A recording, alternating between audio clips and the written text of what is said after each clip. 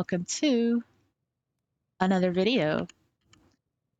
In this video, I will be highlighting noob experiences of some of the realists that left their experiences in the comments when I had asked for them in the video.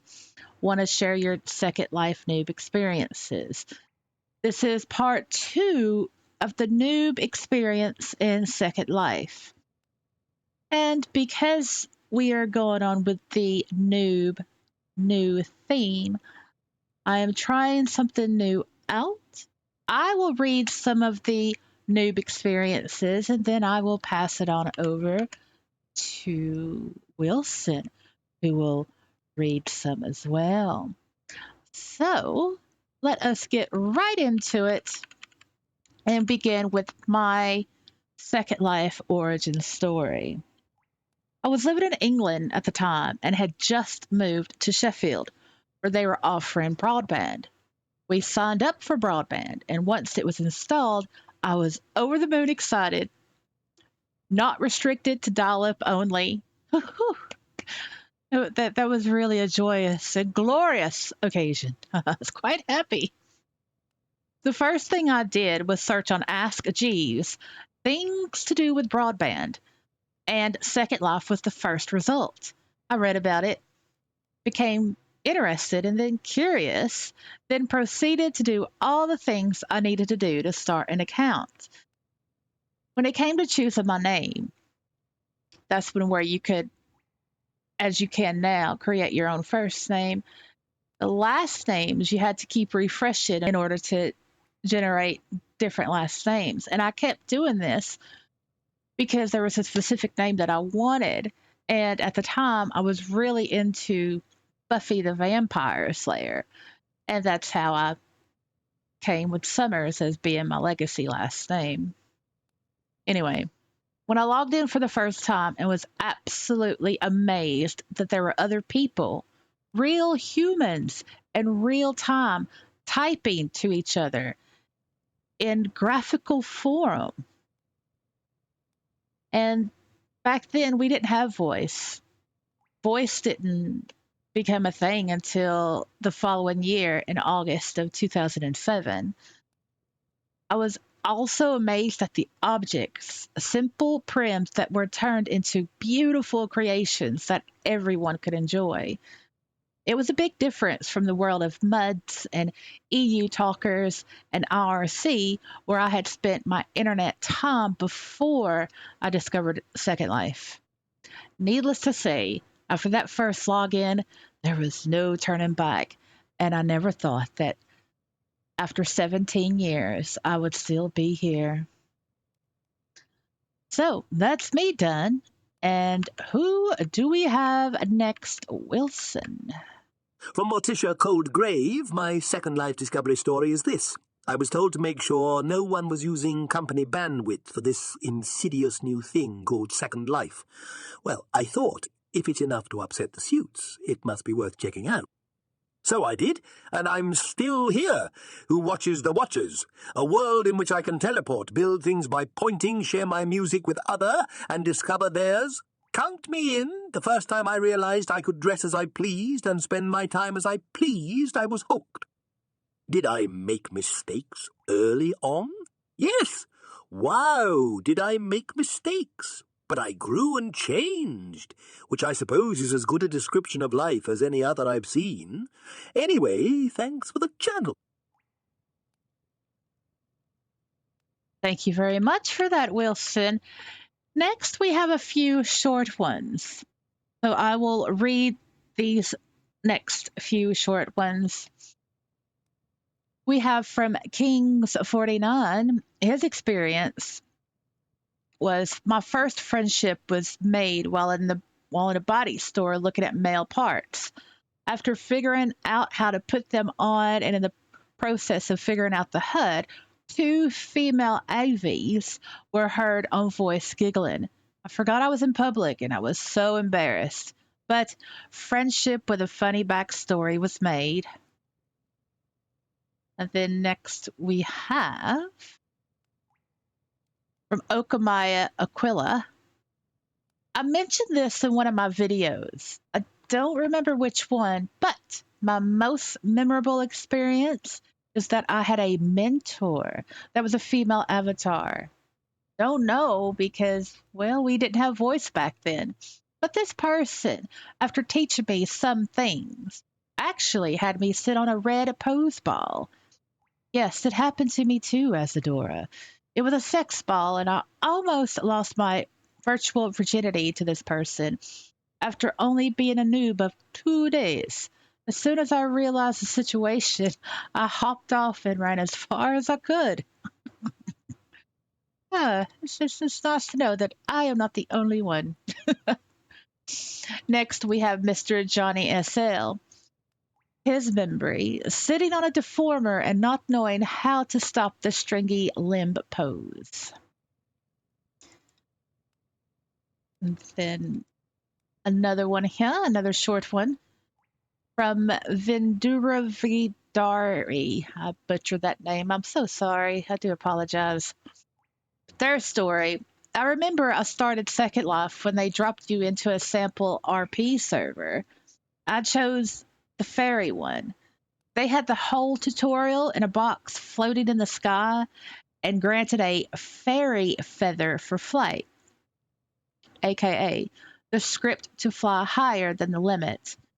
What heady times. Keep your noobs safely boxed, miles high up in the air.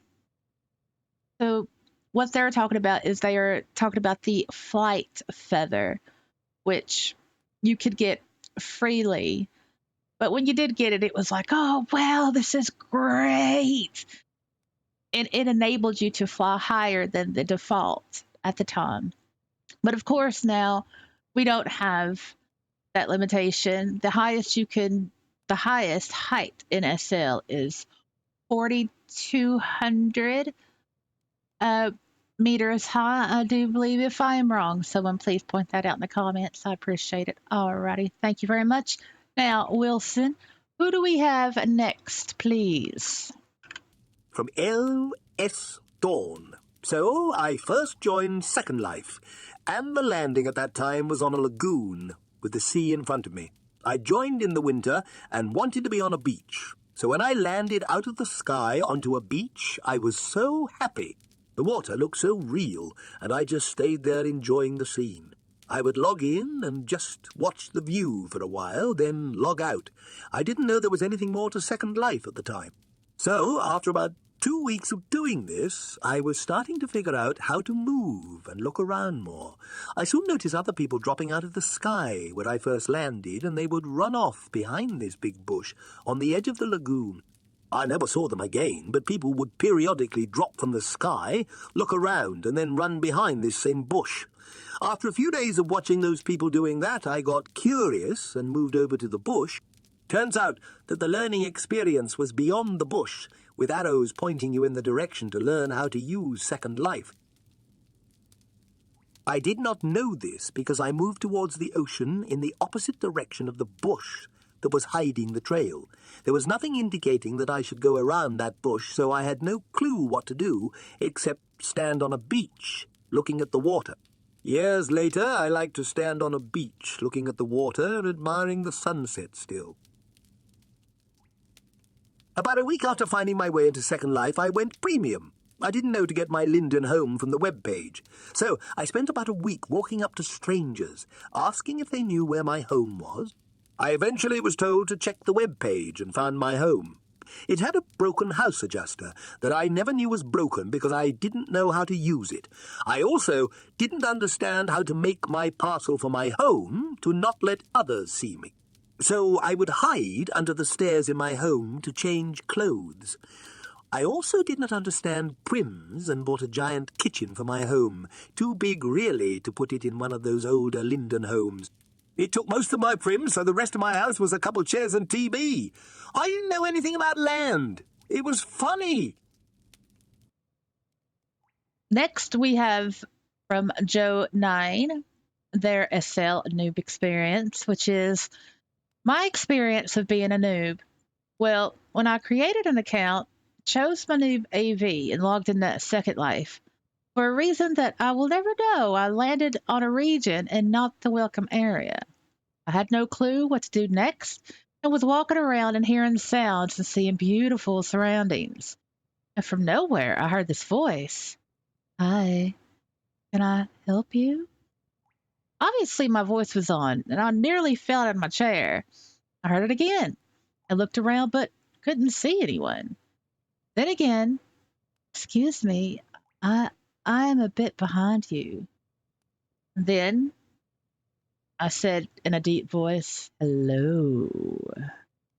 Found her on the mini map, and I told her my story, and she could not believe I landed there.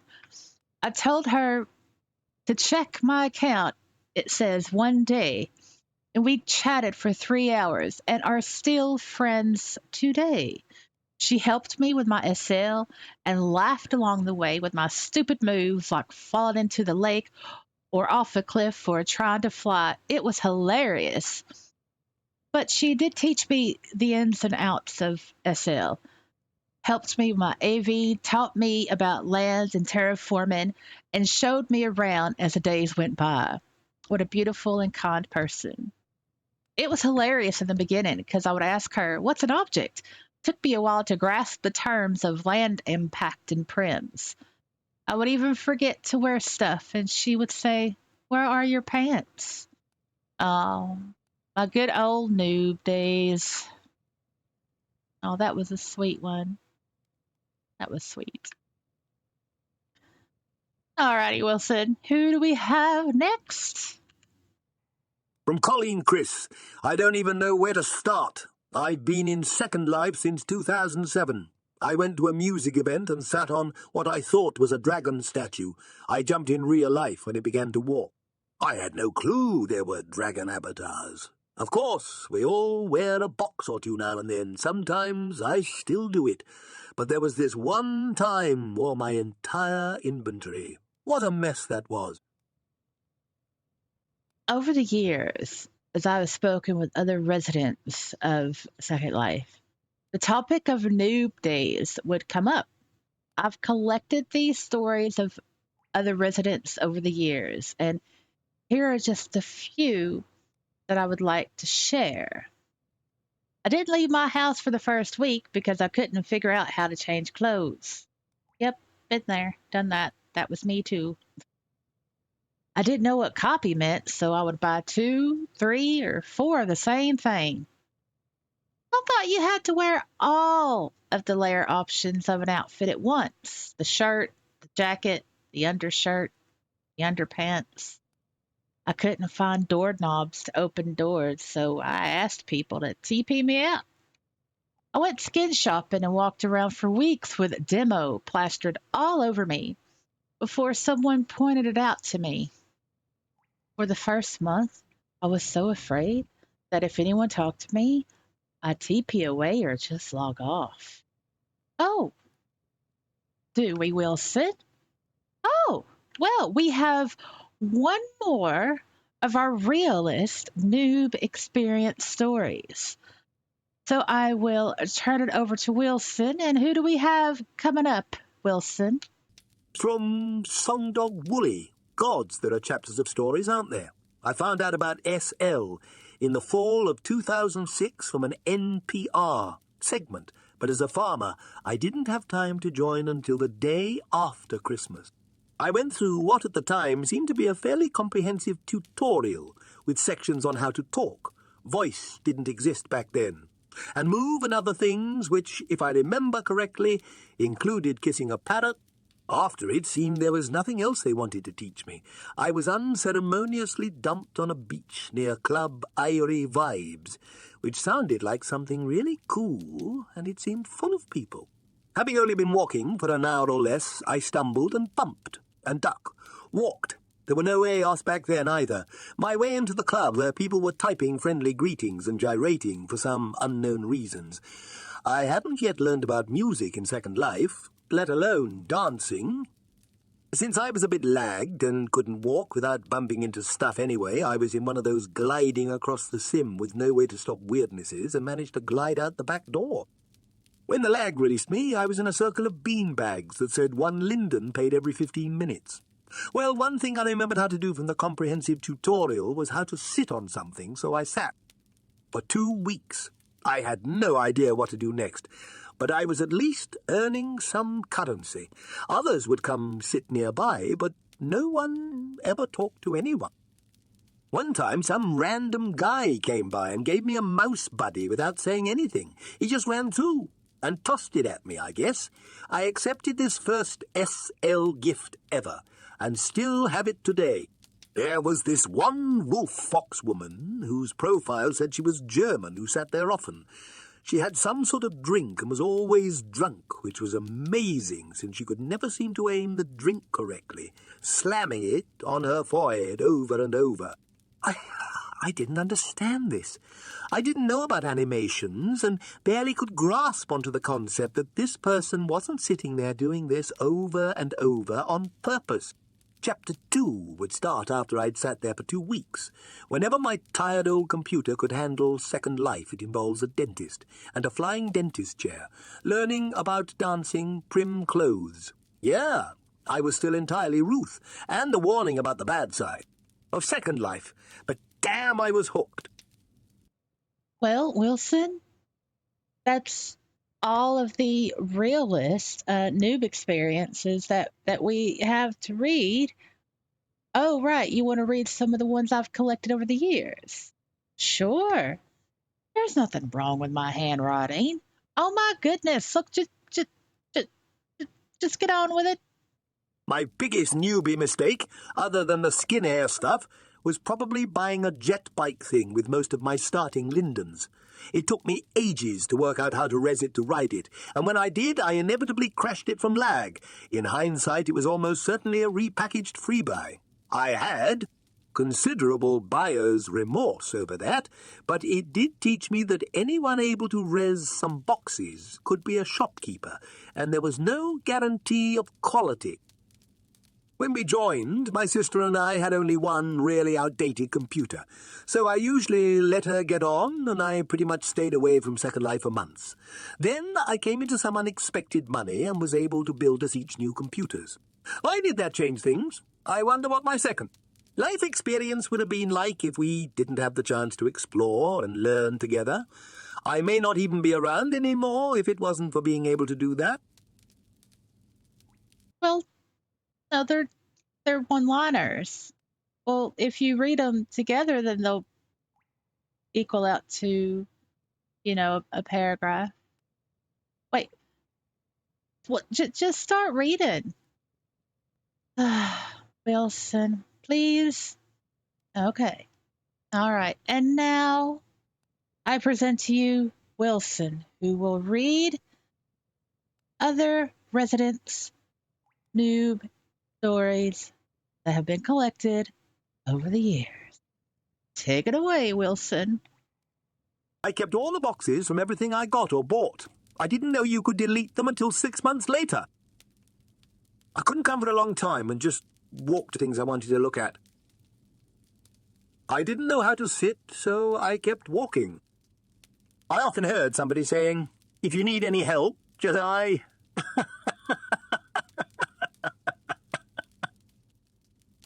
What was that?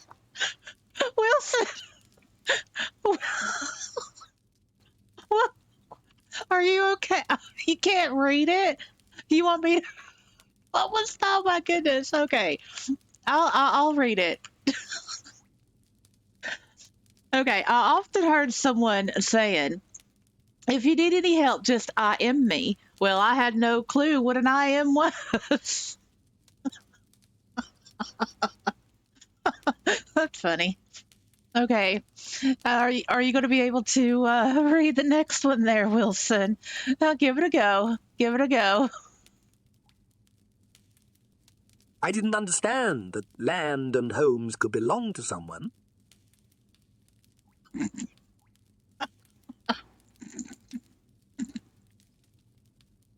I got my first piece of land and wondered what the hell prims were.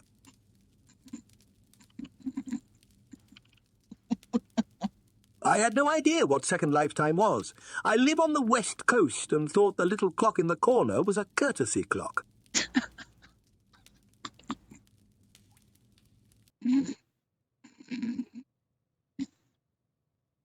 I was standing in the front row at a Creed tribute concert when everyone was asked to remove excess prims.